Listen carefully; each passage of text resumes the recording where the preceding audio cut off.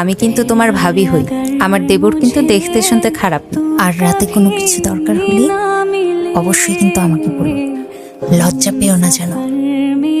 পাশের ঘরে কিন্তু বাবা থাকে, সাবধানে। আচ্ছা, তোমাকে যেন কি নামে ডাকবো? সামিয়া?